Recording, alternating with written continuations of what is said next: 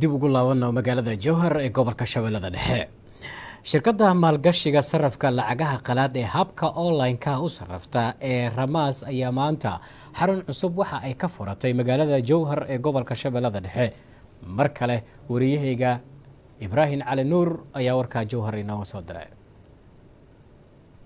shirkadda maalgashiga Ramas Investment Company oo ka mid ah shirkadaha ka shaqeeya sarifka lacagaha qalaad ee online-ka ee loo yaqaan Forex isla markaana maalgelin lagu qanci karo u sameeyay bulshada ayaa xarun cusub ka furatay magaalada Jowhar ee caasimadda dowlad goboleedka Hirshabelle.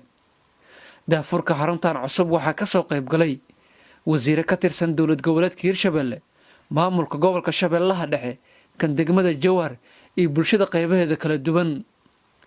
waxaa ugu horeyn goobta ka hadlay sharaxaadna ka bixiyay waxyaabaha ay bulshada u qabanayso shirkadda Ramas maamulaha shirkadda ee magaalada Jowhar Guuleed Cabdi Guuleed iyo madaxa tababarada shirkadda Ramas Cabduladiif Maxamed Jaamac.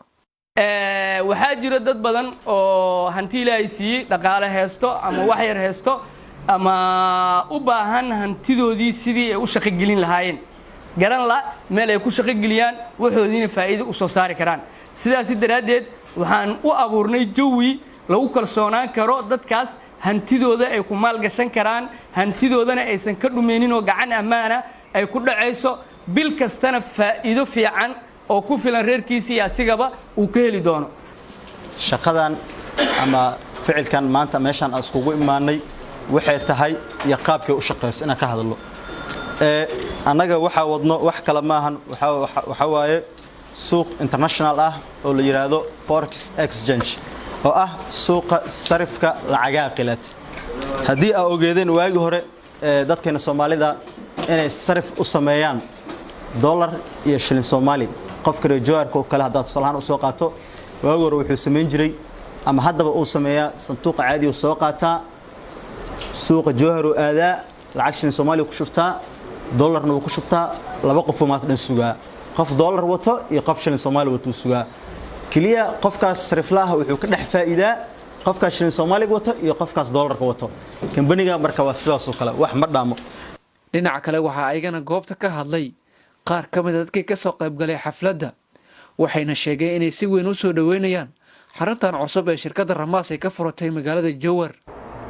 waxaan aad iyo aad ugu mahadcelinayaa bahda Guuleed iyo Ramas oo ugu horeysay Forex Trade ahaantii ugu horeeyay ee soo galo caasimadda Hirshabelle Jowhar. shirkadda Ramas daafurkeeda maanta waa soo dhaweynaa. anigu waxaan ka mid ahay dadkii maalintii la furay qofka u horeeyay ee lacag dhiibto anigu kalsoon walaalkay Guuleed hadda macnaheedu waxa waaye Ramas u dhiibo Guuleed ka qaado. sidoo kale waxaa hadallo kooban ka jeediyay intii ay socotay xafladda duqa magaalada Jowhar Saalax Muudi Cali iyo kusimaha gudoomiyaha maamulka gobolka Shabeellaha Dhexe Maxamed Cabdi Sheekh. marka maanta waxaan doonaynaa waxa waaye waa dhaqaale si aan ku heli lahayn waxa la rabaa marka hal abuur qofka inuu yeesho hal abuur. waxaan leeyahay Ramas oo fikirkeeda noo keentay ee leh magiisi hal abuurkan waxaan leeyahay ku soco dadaal badan sameeya anagana fikirkii iyo waxaan ka qabno iyo su'aalaha waa inoo dambeeyaan waa idin weydii doonaa. waxaan leeyahay soo dhawaada aadan idin dhiirigelinayna Guuleed iyo tiimkiisa.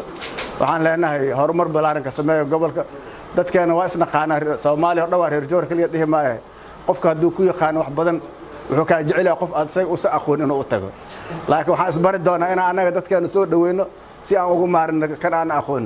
waxaa ugu dambeyn goobta ka hadlay isla markaana xarunta cusub ee shirkadda Ramas ee magaalada Jowhar xariga ka jaray wasiiru dowlaha wasaaradda ganacsiga iyo warshadaha dowlad goboleedka Hirshabelle xildhibaan Cali Cismaan Ibrahim. ma raba anigina hadal badan ku dheeraado inta la sheegi karo waa la sheegay kaliya waxaan rabaa inaan iraado dhalinyarada is abaabushay hambalyo iyo kambarigaba.